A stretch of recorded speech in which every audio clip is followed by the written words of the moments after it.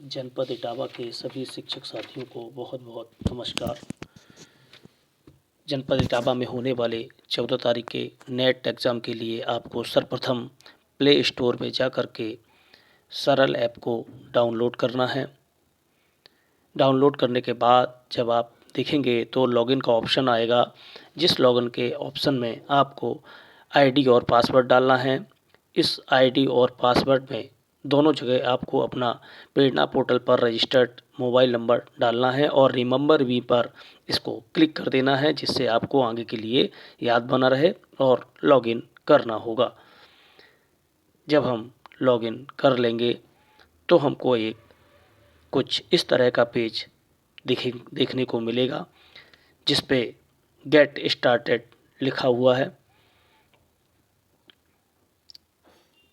जब हम get started पे क्लिक करेंगे तो हमको एक नया ऑप्शन मिलेगा, जिसमें हमको अपने विद्यालय का नाम दिखाई दे रहा होगा और एक आईडी दिख रही होगी, जो कि आपका विद्यालय का यूडाइस कोड होगा। इसके बाद हम कक्षा का चयन करेंगे। जिस कक्षा का हमको करना है उस कक्षा का चयन करेंगे।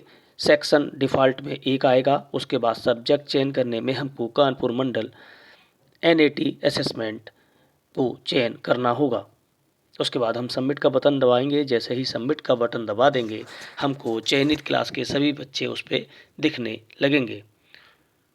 उनकी आईडी, उनके नाम हमको शो होने लगेंगे। हम पर्टिकुलर बच्चे की आईडी को देखेंगे, उसके नाम को देखेंगे और अगर वो बच्चा उपस्थित है तो उसके लिए हम आगे की कार्यवाही करेंगे।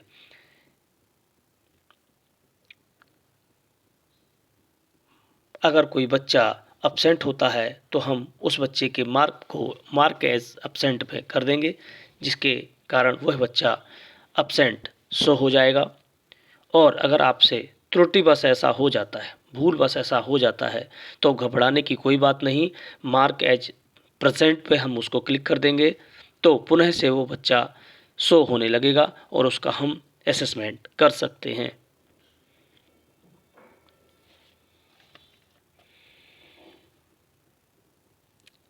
इस प्रक्रिया को आगे बढ़ाते हुए हम नेक्स्ट पर क्लिक करेंगे और हम यह देखेंगे कि इसमें जो कर्सर घूम रहा है गोल गोल सेव स्टेटस में, जब तक वो घूमना बंद नहीं हो जाएगा तब तक हम कोई दूसरा कार्य नहीं करेंगे। उसके बाद हम देखेंगे कि स्कैन स्टेटस में 0 दिखेगा और सेव स्टेटस में भी 0 दिखाई देगा, क्योंकि हमने अभी तक किसी भी प्रकार का कोई भी स्कैन नहीं किया है, ना ही सेव किया है। इसके पश्चात हम कंटिन्यू स्कैन के ऑप्शन पर क्लिक करेंगे तो हमको एक दोबारा से इंटरफेस खुलेगा। उसमें भी हमको जो गोला कर्सर घूम रहा है उसको पूरा घूमने देंगे और जब वो घूमना बंद हो जाएगा तो हम आगे का कार्य करेंगे। नीचे जो सर्कल में बना हुआ आपको स्कैनर का बटन दिख रहा है, उस पर हमको क्लिक करना होगा और जैसे ही हम स्कैनर को क्लिक करेंगे तो हमारी जो मोबाइल का कैमरा है वो ऑटोमेटिक स्टार्ट हो जाएगा और इसके बाद हम जो OMR सीट है उसको स्कैन करने की कार्यवाही करेंगे। स्कैन करते समय हमको ध्यान रखना होगा कि OMR सीट में जो 4 गोले चारों कोने पे दिखाई दे रहे हैं, इन पे एक ग्रीन ब्रैकेट बनेगा। अगर वो ग्रीन ब्रैकेट चारों कोने पे बराबर बन रहा है तो आप समझिए कि आपका OMR सीट स्कैन हो गया है और ऑटोमेटिकली कैमरे में से क्लिक की आवाज़ आएगी और वो फ़ोटो उसका सेव हो जाएगा। अगर किसी प्रकार से आपको ब्लर दिखाई दे रहा है या आपको लग रहा है कि हमारा फ़ोटो अच्छा नहीं आया है तो स्क्रीन पर हम दोबारा से क्लिक करेंगे और क्लिक करने के बाद वो दोबारा से रीसेट कर देगा कैमरे को और हमको फ़ोटो सेव हो जाएगा। जब फ़ोटो सेव हो जाएगा तो उस पर्टिकुलर बच्चे की हमको आईडी दिखाई देगी, उसका नाम दिखाई देगा। अगर कहीं पर बच्चे की आईडी या नाम दिखाई नहीं दे रहा है तो हमको बच्चे की आईडी को यहाँ पर मैनुअली भरना होगा। उसके बाद आप देखेंगे कि बच्चे के मार्क्स दिखाई दे रहे हैं, जो बच्चे ने क्वेश्चंस अटेम्प्ट किए हैं। अगर बच्चे ने क्वेश्चन अटेम्प्ट किया है तो वहाँ पर 1 दिखाई देगा और अगर बच्चे ने क्वेश्चन अटेम्प्ट नहीं किया है तो वहाँ पर 0 दिखाई देगा।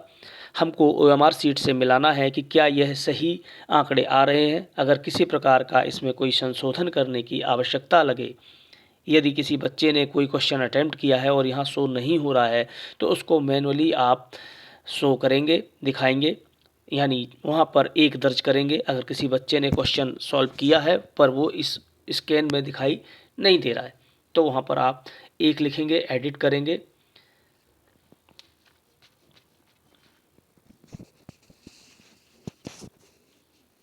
और जब हम इस प्रक्रिया को पूर्ण रूप से कंप्लीट कर लेंगे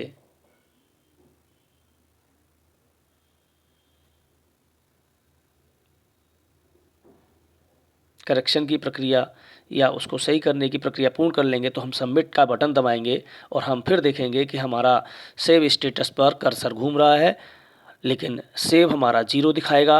एक सीट पर हम एक ओएमआर सीट पे कक्षा 1 से 3 तक 8 बच्चों का हम कर सकते हैं, आंकड़े दर्ज कर सकते हैं और स्टेटस में हमारे 8 दिखाई दे रहे हैं। जब हम पूरा कार्य कर लेंगे तो हम अगली सीट को स्कैन करने का कार्य करेंगे।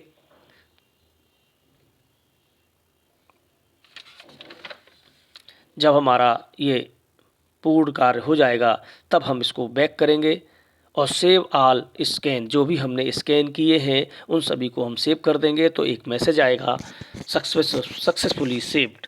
और उसके बाद हम जब देखेंगे तो हमको सेव में वो दिखाई देने लगेंगे 8।